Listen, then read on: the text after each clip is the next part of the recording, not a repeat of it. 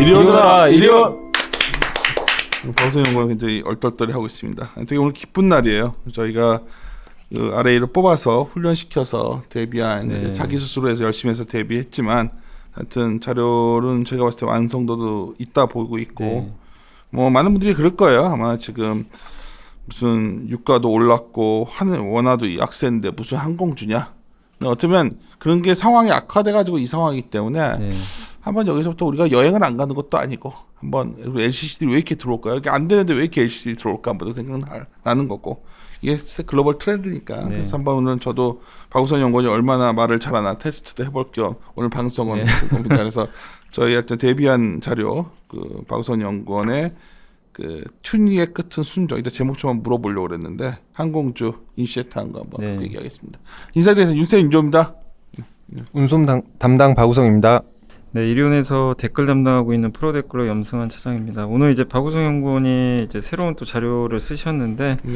그 댓글에도 이제 이걸 좀 읽어보신 분도 계셨나 봐요. 그래서 뉴페이스 분들이 좀 많아져서 좋고 오늘 운송 쪽도 새로운 분이 그 풀 리포트를 내셨던데 좀 기대가 많이 된다고 또 오늘 또 공교롭게 저희가 이제 이리온 하게 돼서 저도 이거 자료 뭐 잠깐 이렇게 한번 훑어봤는데 정말 이거 쏘시느라 너무 고생하셨고 오늘 또 기대하신 분들이 많으시니까 좀 자신감 있게 방송해 주시면 좋을 것 같습니다. 잘해요. 자료도 네. 잘 썼고 근데 이제 문제는 이 운송 업종 자체가 재미가 없다는 건데 네. 시카입시다. 저도 한번 들어보면서 궁금한 것도 물어볼 텐데 하여튼 한마디로 이 자료 결론이 뭐예요?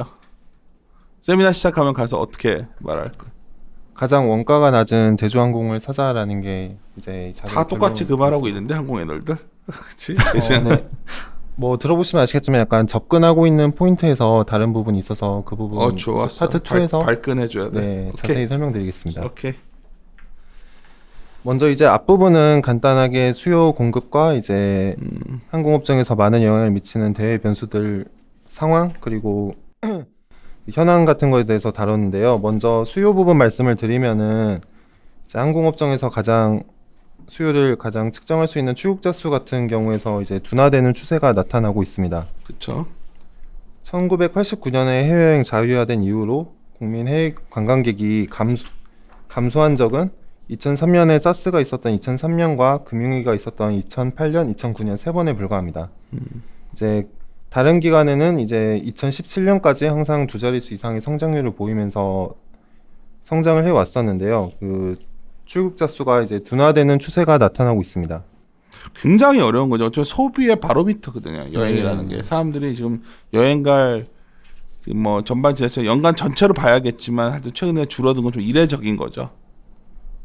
네, 작년까지만 해도 이제 일본 지역에서 자연재해로 인한 일시적인 현상일 수 있다. 뭐 그런 낙관론 같은 경우도 있었지만 이제 올해 나타나고 있는 성장률이 더욱 둔화되면서 어느 정도 이제는 한 자릿수 정도의 성장을 기대해야 되는 시점.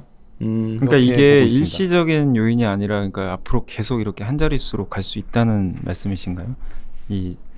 뭐 환율이 향후에도. 반등하는 경우에 따라서 좀 다를 수 있겠지만, 네, 저는 뭐 예를 들면 2017년 같은 경우는 18.4%로 매우 좋았거든요. 근데 18년에 일본 지역이 자연재해가 6월, 7월부터 발생하면서 성장률이 꺾였는데 이제 이 부분이 이제 19년 돼서 일본 지역은 전혀 회복하지 않고 있고 환율 같은 경우 급등하면서 4.7%로 매우 낮아졌다. 마이크 보면서 네. 얘기해요. 나 보면서 할 필요 네. 없어. 네. 하여튼 그래서 진행합시다. 계속.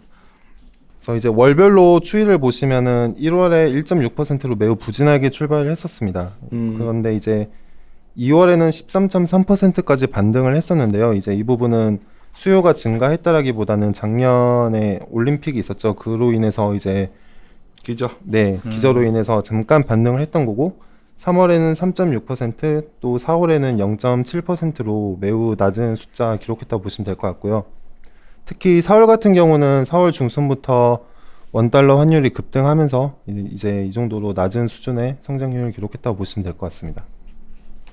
하여튼 워낙 약해지면 여행 가기 좀 겁나잖아요. 그죠, 부담스럽죠. 그게 제일 하나 네. 심리적 영향을 준 상황이어서. 예. 그래서 이제 예, 다만 이제 둔화 추세는 하반기로 갈수록 다소 안정화될 수 있다고 전망을 하고 있습니다. 그 이유는 먼저 말씀드렸다시피 출국자 수가 감소하기 시작한 것이 작년 6월, 7월 일본 지역에서 자연재해가 발생하면서부터 있는데 이제 하반기로 들어가면 이 부분이 기저로 작용하기 때문에 다소 완화 추세는 제한적일 수 있다고 보고 있고요. 그리고 또 항공회담에 따른 운수권 증가가 중국 지역에서 있었고 이 부분 취향이 늦어도 10월부터는 예정이 되어 있습니다. 또 세 번째로 이제 가장 큰 비중을 차지하고 있는 동남아 지역에서는 여행 증가가 꾸준하게 증가하고 있기 때문에 네, 환율이 여기서 뭐 더 엄청나게 튀지만 않는다면 원화 약세가 더 나타나지 않는다면 전체적으로 연간으로 봤을 때는 둔화되는 추세는 맞지만 19년 내로 봤을 때는 상반기보다는 하반기에 더 나은 수요 보일 수 있을 거라고 그렇게 예상하고 있습니다. 오케이. 그래서 예, 그 다음 페이지는 앞서 말씀드린 부분들 그리고 이제 지역별로 여객 추이 정리해 놓은 부분 참고하시면 될 것 같습니다. 너무 딱딱하다. 그래서 이제 그런 내용들 정리를 하셨는데, 예. 네. 그다음에 입국자 수분 하는 건가요?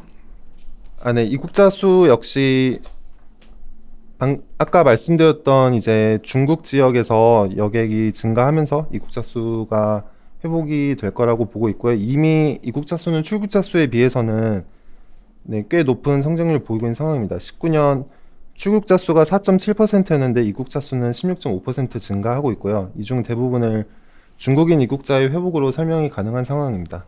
지금 일 다니다 보면 좀 중국인이 더 보이던데 확실히 그러니까 날 이렇게 부드럽게 보지 마. 방송하는 거죠. 나한테 게 아니라 마이크 보고 앞을 보고 해야지. 카메라. 지금 네. 나를 의식하지 마십시오. 지금 그러니까 앞에 카메라도 앞에 있고 지금 다 유튜브 하니까 그러니까 지금 확실히 최근에 또 뭐 단체 관광이 적극적 재개는 안 됐음에도 불구하고 중국 사람들이 많이 들어오는 것도 같고 동남 사람들도 그 경복궁도 지나가 보면 이렇게 막 그 터번 쓰고 계신 분들 있고 많이 늘고 있는 것 같아요. 이런 분들은. 근데 지금 앞에서 지금 우리가 뭘 얘기해야 되냐면 뭐 수요 얘기를 자꾸 하고 계시는데 사실 공급은 되게 늘었잖아요. 지금 LCC 회사들이 늘었으니까 늘 거잖아요. 이제 앞으로. 네, 늘 거죠. 예. 공급이 늘면 막 서로 가격 경쟁 같은 거 하게 될 거고 아직 그 상황은 아니지만 네. 그렇게 되면 마진 더 안 좋아지는 거 아니야? 수요는 되게 좀 약간 뭔가 여러 여건이 환경이 그렇게 좋지는 않고 그래서 하여튼 수요와 공급 부분을 좀 얘기를 듣고 싶은데 하여튼 뭐 입국장 그렇고 수요 공급 얘기 좀 합시다 그러면 예. 네, 그래서 뭐 수요 부분에서 말씀을 드린 게 이제 감소를 하고 있다는 것이고 이제 공급도 공급도 늘고 있지만 그동안 수요 증가율과 공급 증가율은 차이가 좀 많이 났던 상황입니다. 이제 그 부분이 18년 들어서 출국자 수 감소하면서 많이 수급이 타이트해진 상황이고요. 그 추세가 이제 19년, 20년에는 네, 역시 더 네, 타이트한 추세가 이어질 거라고 예상을 하고 있습니다. 무슨 말이에요? 타이트한 추세라는 게 공급 쪽에서? 그러니까 수요 증가율이 항상 공급 증가율을 크게 상회를 했었는데 이제는 그 두 개의 차이가 그림 19 말하는 거예요. 그림을 말하면서 해줘야 좀 더. 네, 그림 19번. 그치. 네. 16년, 17년만 해도 수요 증가율은 두 자릿수 이상을 유지해 왔었고 국제선 에스크 네. 증가율이라는 건 뭐예요? 이제 각 회사들의 국제선 노선의 ASK를 말씀드리는 건데 ASK는 이제 항공업종에서의 공급 지표라고 보시면 될 것 같습니다. 그치. 이제 네. 그게 공급 지표를 보면 요걸로 이제 파악하는 게 낫다. 에스크 증가율이라는 걸로. 네. 왜 그런 거야? 좀 최근에 너무 이렇게 내가 막 날 보면서 하지 말고 지금 편하게 하세요. 편하게. 네, 좀 편하게 불편한가? 우성 씨. 그냥 날 보지 마. 이제부터 이거 네. 하고 누가 또 꼰대질 한다고 그랬다 지금. 왜냐면 뭔가 이제 선장 나가면 이제 많이 부닥칠 텐데 동일하게 받을 질문들 여기서 이제 훈련이 돼야 되니까. 근데 보통 아래 보면은 지금 이걸 좀 더 수요 공급 부분을 이게 관심이 많을 것 같거든 지금. 근데 왜 전망에 에스크 전망이 이렇게 요즘 딱 붙어버렸지? 일단 딱 붙은 이유는 수요가 감소했기 때문이고요. 수요가. 이제 이 전망은 이제 제가 추정을 한 부분은 근거는 이제 각 회사들의 기재 도입 계획과 네, 그러니까 예를 들어 어떤 기종을 언제 도입한다 이게 있으면은 그 부분을 통해서 추정이 가능한 부분이 있거든요. 그래서 예, 그 부분 토대로 추정을 했다고 보시면 될 것 같습니다. 네. 계속 진행을 해요. 그러나 제가 말을 안 할 테니까. 이제 다만 기본적으로 이제 아시아나 항공이 구조조정을 위해서 노선 감축이 들어간 상황이고 이제 보잉 737 맥스 기종이 도입이 중단된 상태여서 이제 뭐 도입이 예정되어 있던 일부 회사는 기재 도입으로 인한 차질을 받고 있는 상황이죠. TA 항공 그 같은 저번에 사고 났던 거 말하는 거죠, 맥스 기종. 네, 맞습니다. 그래서 그게 다 중지되니까 공급들이 적게 들어올 거 네. 같다 얘기하시는 거잖아. 예. 그래서 이제 이 부분 간단하게 최근 근황 업데이트 드리면은 23일에 FAA에서 운항 재개를 결정하는 데 필요한 안정성 분석 내용을 제공할 예정이었습니다. 그래서 주말에 발표를 했는데 뭐 어느 정도 구체적인 내용이 포함될 거라고 기대를 했었는데 사실 아무 내용이 없었습니다. 아무 내용 없었어요. 말하기를 이제 질문 내용이 뭐 아메리칸이나 유나이티드 같은 737을 많이 쓰고 있는 미국 회사들이 운항을 8월 중순, 사우스웨스트 같은 경우는 8월 5일까지고 아메리칸 항공까지는 8월 19일까지 중단한다고 기존 계획을 발표한 상황이었는데요. 이제 이들이 더 운항 중단을 더 길게 가져가야 할 것이냐 이런 질문에 뭐 기존 플랜을 변경할 필요는 없다. 하지만 737 맥스 운항 재개와 관련된 타임테이블은 어떠한 것도 없다라고 말을 했습니다. 이게 어떤 의미예요? 이게 좀 일 스케줄 나오면은 좀 이게 이제 계획이 좀 잡을 수 있는 건데 네. 이게 아무것도 안 했기 때문에 그냥 막연해지는 거야. 좀 계속해서 이제 일정 같은 게 네, 사실상 아무 얘기도 안 한 거나 아무 얘기도 안 한 거야. 그런 네. 결국은 그러니까 뭐 기존 플랜을 변경할 필요가 없다는 거는 뭐 긍정적으로 해석하면 8월 중순쯤이면 재개할 수도 있다라는 쪽으로 해석할 수도 있겠지만 근데 그 뒤엔 말들이 뭐 어떠한 타임테이블도 없고 이 사태와 관련해서 한 가지 확실한 사실은 운항 재개가 되려면 안정성이 담보가 돼야 된다. 뭐 계속 해왔고 너무나 당연한 말들이거든요. 그래서 이 부분에서는 예, 계속 업데이트를 해야 될 것 같습니다. 아직까지는 언제쯤이다라고는 네. 근데 공급 측면에서 사실 이 부분보다는 다들 얘기하는 거는 결국 우리가 이제 최근에 항공산업 경향이 어떤 산업 내에서 규제를 풀어가지고 신규 진입을 막 허용하는 형태로 가고 있잖아요. 글로벌하게. 많이 왔었잖아요. 미국 같은 경우에 과거에도 보면. 네. 최근에 우리가 어떻게 했던 간에 LCC를 3개나 오케이를 해줬기 때문에 이게 네. 결국은 공급 측면에서 상당히 아까 처음부터 난 그 말을 계속하는 거예요. 수요가 강하지 않은데 공급이 늘어나면 얘들도 자체적으로 서비스도 강화할 거고 한국 그 비행기 타시는 분들이 굉장히 까탈스럽거든. 이게. 그래가지고 웃으면서 하자 웃어가 이렇게 생각하면 내가 무서워서 지금 하겠어. 긴장하지 말고. 근데 어때요? 저번에 내가 그 어떤 업체분들 소개해줘서 한번 가서 공부도 하고 오고 그랬잖아요. 굉장히 그분 준비 많이 하셨던 분인데 허가 되셨잖아. 플라이 강원 같은 데도 그렇고. 어때? 얘들 진행이 어떻게 되는 것 같아? LCC 같은 데들이. 일단 현재 상황은 플라이 강원 같은 경우는 뭐 순조롭게 진행이 되고 있는 반면에 에어 프레미어 같이 좀 난관에 부딪혀 있는 회사도 있습니다. 왜 난관에 에어 프레미엄 돼 있죠? 그러니까 대표가 바뀌었거든요. 기존에 김종철 대표이사가 면허 취득할 당시 대표이사였는데 이까지 굳이 얘기하실 수는 없고 대표이사. 네. 그때 당시 대표이사가 이제 회사 내에서 경영권 분쟁 등 관련해서 사임을 결정을 했습니다.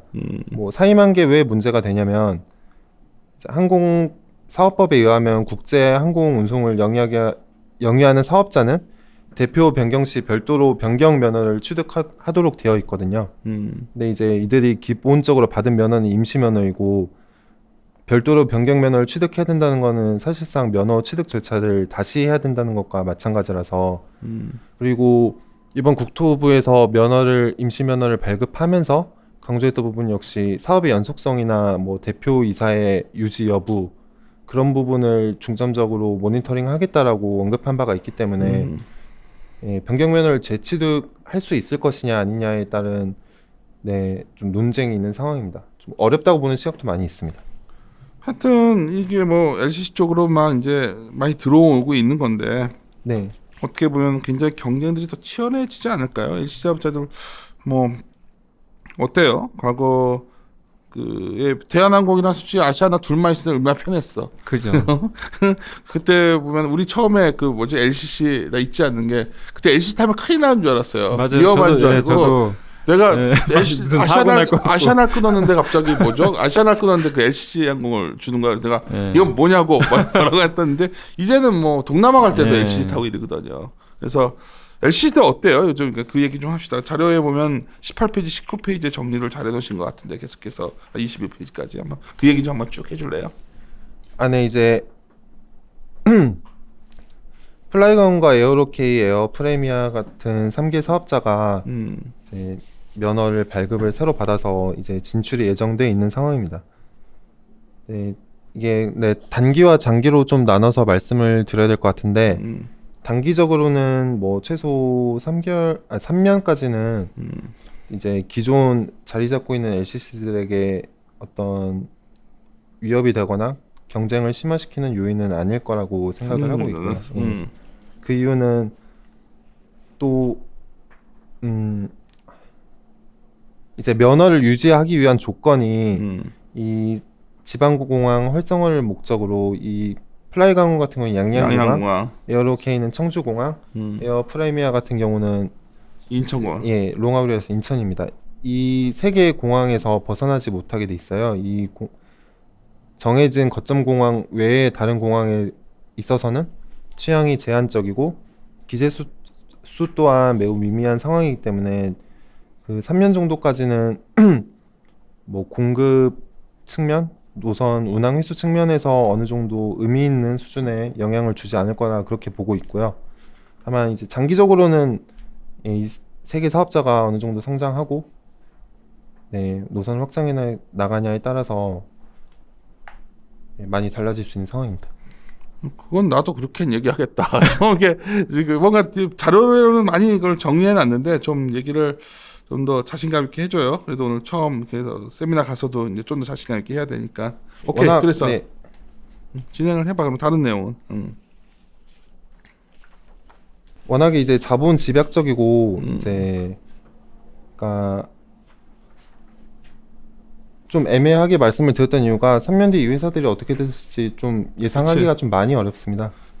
초기에 비용도 많이 필요하고 그런 부분이 있어서 사실 제가 봤을 때는 근데 이제 이게 다 지방 거점 제한적이라고 말씀하셔서 그냥 제 느낌은 그냥 크게 위협은 안 될 것 같다는 생각은 좀 들어요. 이게 아무래도 뭐 그러니까 제주와 수도권이 아니다 보니까 LCC 1등이 제주잖아요. 네. 그게 애경 거잖아요. 애경 거. 네. 이제 제주 항공과 TA 항공 사례는 어땠어요? 여기 자료에 정리돼 있어 그런 거예요. 이제 제주항공이나 TA항공 같은 경우는 이제 모기업인 애경그룹이나 예림당 같은 경우에 재무적 지원을 좀 많이 받은 편입니다. 제주항공 같은 경우는 이제 모기업인 애경그룹이 기존에 보유하고 있던 AK 면세점 같은 것도 매각을 해가면서 좀 중점적으로 키운 항공사라고 보시면 될 것 같습니다. 근데 반면에 이제 이 신규 사업자들의 주요 대주주는 대부분 FI들이거든요. 그래서 이미 사실 면허 취득한 일종의 자체만으로도 펀드를 만들어서들 들어간 거죠. FI라는 게. 그래서 들어온 거기 때문에 굉장히 좀 그렇죠. 예. 얼마나 자금을 더 써서 이 회사를 육성할 것인가. 사실 지금 면허 받은 자체만으로도 사실 차익은 많이 발생했을 거거든요. 기업 가치가 많이 상승을 했을 거기 때문에. 그래서 뭐 그 부분에 있어서 지원의 지속성이라든지 이런 부분에 있어서 좀 의문이 있는 상황입니다. 너무 의문에다가 이거 들으시고서 또 그 신설 ILCC 분들 싫어할 수 있는데 하나 염두에 두셔야 되는 거는 과거에 이제 내가 나라가 기억은 나는데 이제 뒤에 자료에도 적혀 있었는데 LCC 초기에 규제 완화하면서 들어왔을 때 엄청난 구조 개편이 있었던 건 알죠. 그 미국 같은 경우에도 다 지역 거점 출발하는 데들이었어요. 근데 결국은 살아남으면 다 열린단 말이에요. 지금은 양양만 있고 청주만 있는데 절대 어떤 기업이 존속하는데 너무 그렇지 않을까요? 근데 내가 너무 우기나? 아니요. 그래서 뭐 저는 이런 쪽들이 계속해서 좀 고민스럽다. 일단 수요와 공급에 대해서 이제 좀 얘기를 해주셨고. 네. 그럼 원래는 이거 다 주도해서 우성 씨가 해야 되는데. 아마 나가시면 세미나 가면 본격적으로 항공주 가져가면 다 이만할 거예요. 유가와 환율에 대해서는 어떻게 보시는가부터 질문할 거예요. 그렇지 않나요? 네, 일단 근데 뭐 제 개인적인 뷰를 이렇게 시장에서 같이 얘기를 해보자는 거지. 그러니까 유가 우리 뷰를 따르겠지만 유가가 자꾸 올라와 있고 평균이 환율이 약하면 사실 항공주는 다 먹거든. 근데 사실 유가부터 얘기해 봅시다. 어떤 식으로 정리를 했죠 여기서? 일단 뭐 유가가 왜 유가가 중요한지부터 기초니까 좀 얘기를 해줘요. 예. 네. 일단 유가가 중요한 이유는 유류비가 항공사의 영업 비용에서 가장 큰 비중을 차지하고 있기 때문입니다. 예. 그림 28, 29 보시면 뭐 LCC나 FSC나 상관없이 비용 구조에서 30% 가량을 차지하고 있는 게 유류비이고요. 네, 이 부분은 대외 변수로 통제가 불가능하기 때문에 타 비용 대비해서도 변동성이 큰 편입니다. 인건비라든지 뭐 임차료나 공항 관련비, 정비비 등은 사업량과 기재수에 비례를 하거든요. 하지만 유류비는 이제 연간 사용 유류량 자체는 사업량에 비례를 하겠지만 그 단가는 그렇지 않기 때문에 변동성이 큰 편이고요. 다만 이를 좀 유가가 올랐을 때 이게 대응을 하려면은 운임을 올리거나 네, 비용을 뭐 파생 상품 등을 이용해서 해지를 해야 합니다. 그렇지만 수요가 강한 시기에는 운임 전가가 용이하지만 지금처럼 출국자 수가 감소하고 있는 시기에는 운임 전가력이 좀 약해지는 편이고요. 또 해지 같은 경우 역시 대부분의 항공사에서 그렇게 적극적으로 시행하고 있지는 않은 상황입니다. 뭐 캐세이 퍼시픽 같이 해지를 좀 적극적으로 하다가 유가가 폭락해서 그런 적이 재무적으로 있었어요, 캐세이가? 좀 많이 힘들어지는 사례도 있기 때문에 그래서 유류 할증료 등 이런 방향으로 지금 유가에 대해서는 대응하고 있는 상황입니다. 사실 항공사가 유가가 거의 원가 구조에 27%에서 29%? 네, 보통 이 거의 정도 차지하기 30% 때문에 가까이 차지하고 있습니다. 사실 유가가 여기서 한 5에서 한 10%? 10%만 뛰어도 영업이익은 크게 깨지게 돼 있는 구조야 원래 기본적으로. 그러니까 되게 재무제표를 보기가 심플해. 환율이랑 두 개 보면. 근데 상황 유가는 뭐 더 크게 오를 것 같진 않아서 이 부분은 이렇게 우리 하우스 의견으로는 뭐 그렇게 고민스럽진 않은데 유류 할증료는 최근에 좀 올리는데도 나오는 것 같은데 내가 정확한가? 내가 좀 최근에 언뜻 기사에서 본 것 같은데 아니야? 네, 그건 나중에 확인해 주던지. 네. 환율은 어때요? 이게 사실 환율이 되게 직관적으로 이게 두드려 맞는 곳인데, 예. 환율 같은 경우도 이제 왜 환율이 중요한지 기본적인 내용부터 설명을 드리자면은 이제 원화 약세가 나타나면 비용 단에서도 안 좋고 매출액에서도 같이 악영향을 미치고 있기 때문입니다. 원화 약세가 나타나면 항공사들이 기본적으로 외화 차입금이 많기 때문에 외화 부채가 상승하면서 외화 환산 손이 크게 발생을 하게 되고요. 이제 비용 단에서도 외화로 결제하는 비중이 높은 편입니다. 유류비나 그렇지. 계속해. 유류비나 정비비, 항공기 임차료 등 이제 주요 큰 비중을 차지하는 비용을 대부분 외화로 결제하고 있기 때문에 그리고 공항 관련비나 기타 비용 역시 절반 정도는 이제 한국에서 가면 반대편 공항에서 외화로 결제를 하는 거기 때문에 그래서 비용 단에서도 크고 유류비 같은 경우도 유가가 지금 레벨이면 작년 동기에서는 5에서 10% 정도 감소해 있는 상황인데요. 환율이 그 이상으로 튀었기 때문에 이번 분기에 유가가 빠졌음에도 유류비 절감에 대한 기대는 그렇게 높지 않은 그런 상황입니다. 이렇게 생각하시면 돼요. 제가 알기로는 많이 비용 들어가는 것 중에 하나가 이제 뭐 가면은 공항마다 쳐야 되는 그러니까 소위해서 정거장에서 비용도 꽤 많이 드는데 왜냐면 비행기를 머무르는 비용 플러스 도착하면 정비 다 해야 되는데 이게 모든 게 다 달러 결제이기 때문에 이게 지금 어마어마하더라고 코스트 쪽이. 그래서 계속 박우선 연구원 입을 보게 돼 지금. 떨어지면 이제 나중에 녹음이 되게 이상해지니까 좀 대고서 하고. 사실 이번 자료 쓸 때 내가 계속 좀 체크하라고 했던 게 이번 회계적으로 1분기부터 운영 리스 회계 처리 방식이 바뀌었잖아요. 네. 이 부분도 감안하면 오히려 또 리스 부채 같은 건 어떻게 되는 거예요? 그러니까 사실 이게 되게 중요한 이슈라고 난 보거든요. 훨씬 커지죠. 그치. 네. 왜냐하면 기존의 운용 리스는 이제 부의 부채로 재무제표상에서 잡히지 않고 그 나가는 임차료만 손익계산서 상에서 나타나고 있는 그런 상황이었는데요. 이제 운용 리스가 전부 금융 리스로 처리되면서 대부분 항공사에서 그 외화 부채가 커진 상황입니다. 임차료는 줄었지만 그만큼 감가상각비가 앞으로 그 코스트 부분이 상당히 비용이 압박을 받을 거라고. 이게 이제 회계가 바뀌었기 때문에 이번 1분기 같은 경우도 대부분 회사에서 환율이 상승했기 때문에 리스 부채로 운용 리스가 금융 리스로 바뀌면서 잡힌 그 부분이 대거 외화 환산손으로 발생을 해서 순이익단에서 적자가 발생하는 거죠. 그래서 나는 1분기 실적에서 이게 반영된 거를 좀 감안하셨으면 하는 거지 나는. 그러니까 막 사람들이 혹시 이거의 변경을 좀 감안 안 한 상태에서 이거 바라보는 것도 그건 좀 다르다 보거든 나는. 어떻게 생각해 담당자 입장에서? 정확히 어떤 부분을 그러니까 운영 리스로 처리하다 보니까 더 코스트를 많이 부담하는 형식으로 나오는 거라는 거지 지금. 영업이익단에서는 이제 임차료보다는 감가상각비가 조금 덜 발생하기 때문에 살짝 플러스인데요. 일단 그 밑에 세전이익단에서는 일단 이자 비용이 늘고 그다음에 이번에 환율이 많이 뛰면서 외화 환산손이 발생하면 순이익단에서 많이 깨진 상황입니다. 그러니까 이번 거는 환 영향이 더 커지고 있다는 거지 이번 실적은. 네.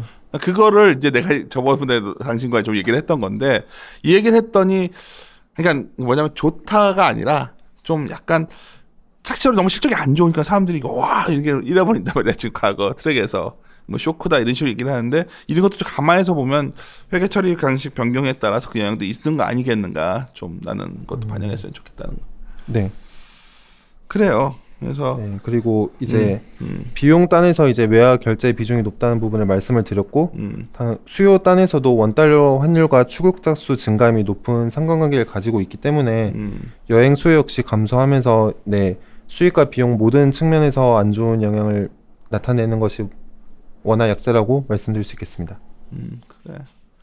그래요. 오늘 일부 하면서 지금 같이 청취자분도 마음은 조마조마되신 분도 있겠지만 사실 상당히 잘하는 친구지만 아마 저랑 같이 있어서 아마 저를 욕하시겠을 것 같아요. 왜 저렇게 꼰대질 하나 할 텐데 사실 내가 자료 내용은 상당히 어떻게 파악되셨는지 모르겠어요. 수요 공급을 봐야 되거든 지금. 근데 나한테 말해준 거는 공급 쪽은 직관적으로 LCC가 늘어나서 공급 는다. 이거는 아닌 것 같다. 아직 담당자 의견이 등축인 거고 수요 측면에서 분명히 줄고 있는데 이거는 여러 환영향 이런 것들도 분명히 있는 것 같으니 한번 좀 더 하반기에는 좀 나아질 것 같다. 이 정도 요약하면 될까요? 네. 알겠습니다. 그럼 잠시 쉬었다가 2부